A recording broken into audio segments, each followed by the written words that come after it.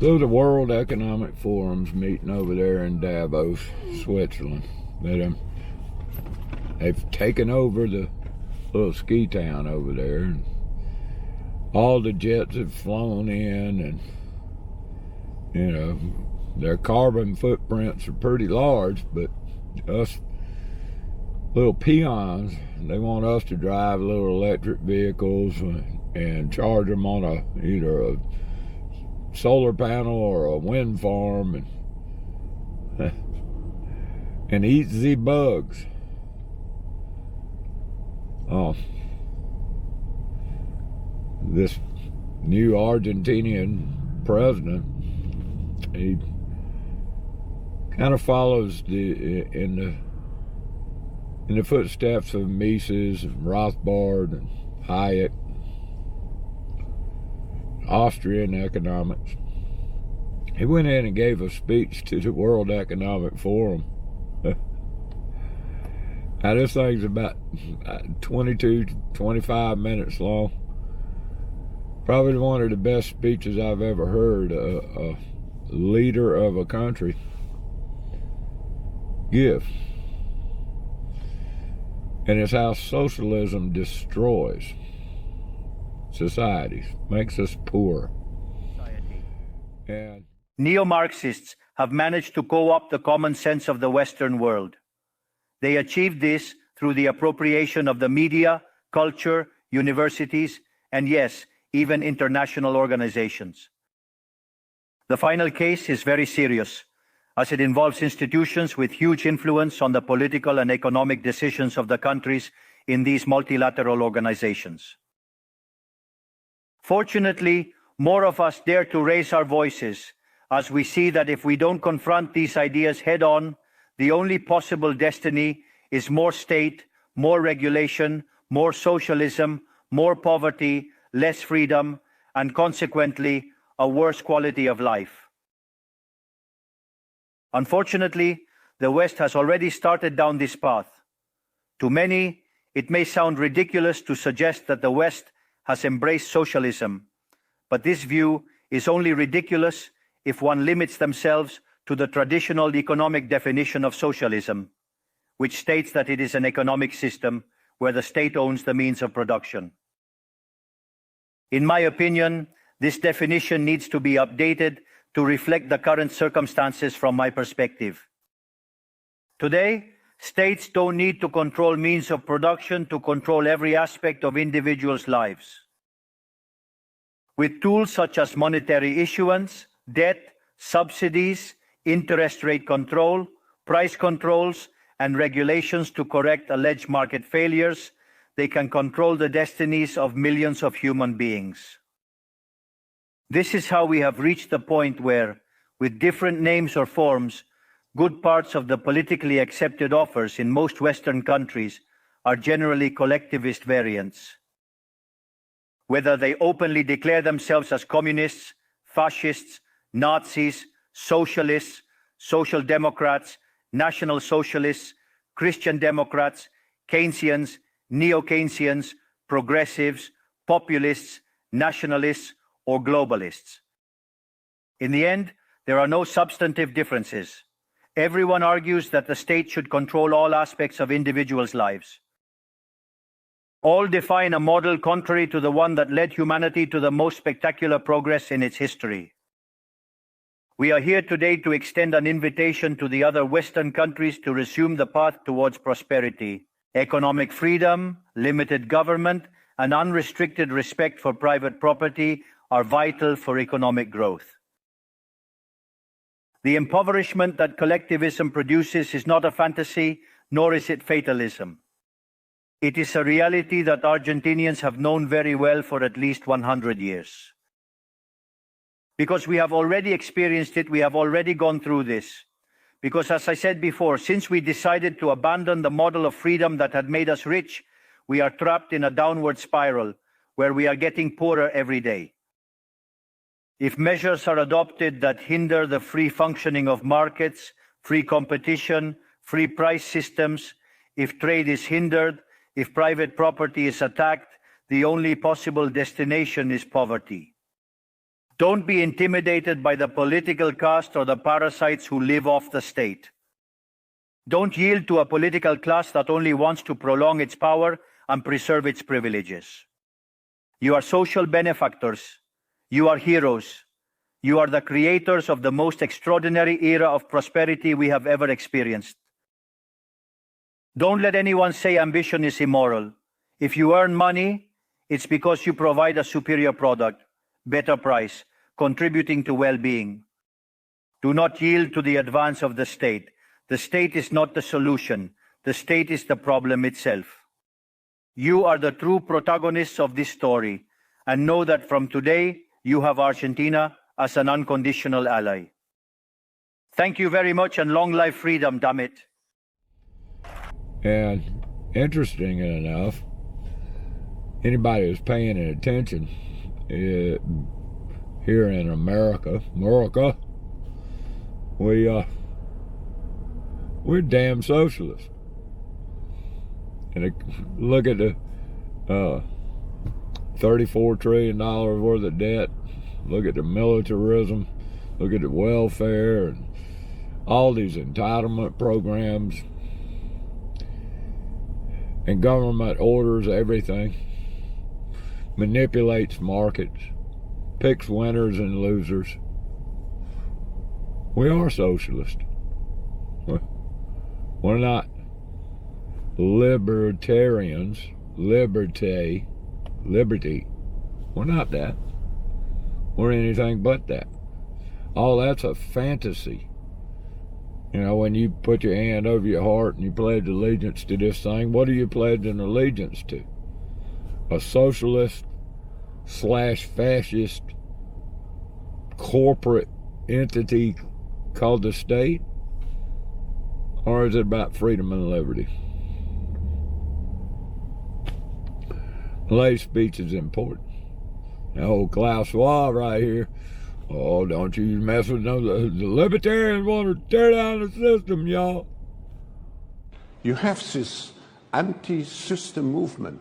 What we are seeing is a revolution against the system. So fixing the present system is not enough. Now there is, of course, an anti-system which is called libertarianism, which means to tear down everything which creates some kind of influence of government into private lives. It's dismantling the system. That's the way old Klaus is. That's the way most governments are. You see now where they're fighting against misinformation and disinformation, and that's the most important thing. We got to build back trust. The Build Back Better program didn't work too good. Lockdowns didn't work too good. Oh yeah, we got a lot of people fooled into taking these here medical interventions. You know, got people dropping off the face of the planet left and right. Young people, old people, everybody. All-cause mortality is up 8, 10, 12% around the world. Anywhere these medical interventions were well accepted. So it's interesting how the ideas of liberty are spreading. Here in our local county, they're spreading here too. You can see it in the way people talk, the way they comment on Facebook and X, formerly known as Twitter. All this pressure these socialists have put on over the last 3 or 4 years has awakened a sleeping beast. At least the people that were lightly sleeping weren't completely dumbed down through the education system and university system where Marxism is taught.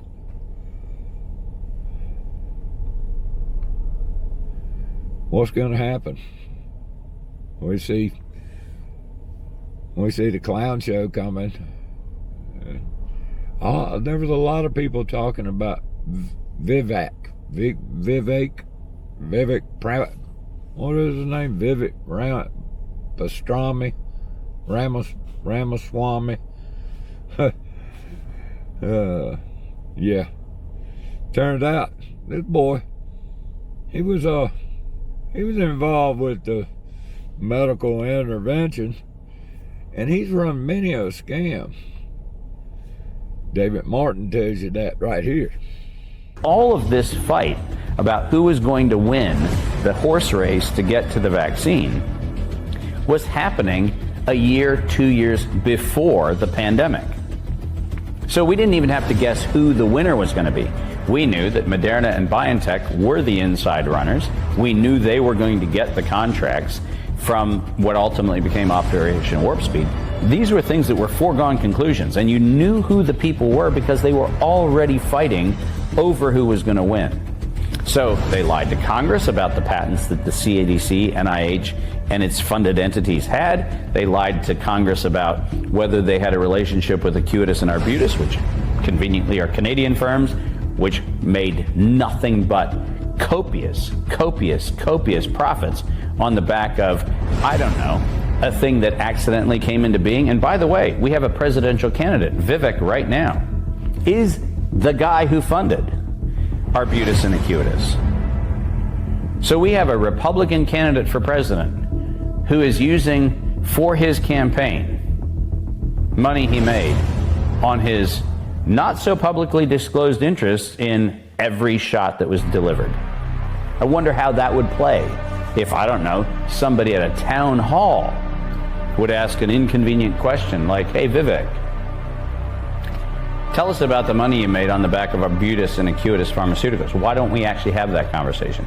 Well, we don't have that conversation because the public is, number one, uninformed, and when it is informed, they are too incredulous to believe that the things I just said happen to be true.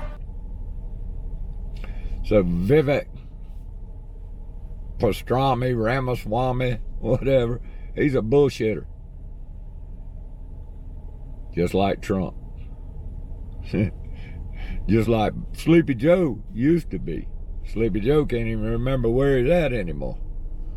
Then you got Nikki Haley. She wants to nuke everybody, and hell, she's being paid by the military-industrial complex and the Marxists, the left wing of the two birds of prey, Republicans and Democrats. And this is Nikki Haley's official account. Thank you, Bill Gates, for donating billions of dollars to construct factories that will manufacture the 7 most promising vaccines. This will keep us from losing any time as potential vaccines move through the clinical trial process. Isn't that great? You know, Bill Gates, she saw Bill Gates as a benefactor. Is she really that stupid? Is she really that stupid? See, I don't think Nikki Haley is stupid. I don't think that Trump is stupid. I think they're evil. I think they're traitors. I think they know exactly what they're doing.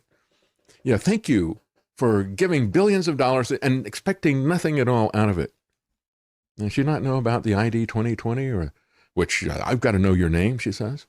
Does she not know about the immunization agenda 2030 of Bill Gates, or everybody, everywhere, every vaccine, every age?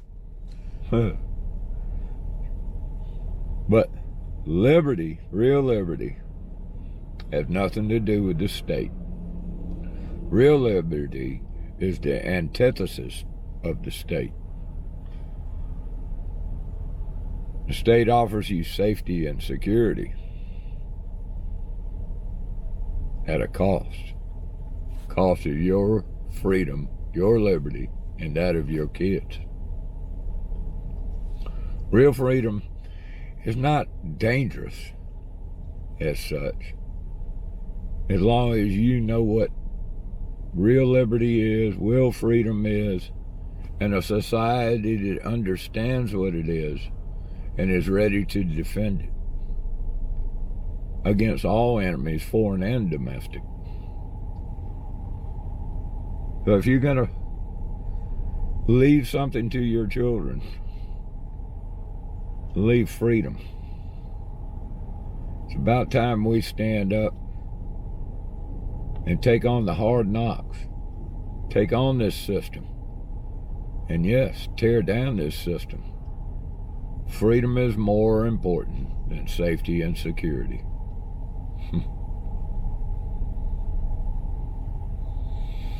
It's something else to think about. What's more important to you? Till next time. Peace. Do not yield to the advance of the state. The state is not the solution. The state is the problem itself. You are the true protagonists of this story, and know that from today, you have Argentina as an unconditional ally. Thank you very much, and long life freedom, damn it. If a government claims a right, and then their claim is that they derive these rights from the people. Right. Well, how can people give a group rights that they don't themselves have? To steal from each other. Right, if we can't tax people, like I can't tax you, where exactly does government derive this right from? And once you come to, you realize that the goal ought to be as voluntary a society as possible. Now, how exactly you achieve that, how far you can push that is debatable, but certainly that should be the goal. That if government is providing a service for you, well then why does it need to be provided by force?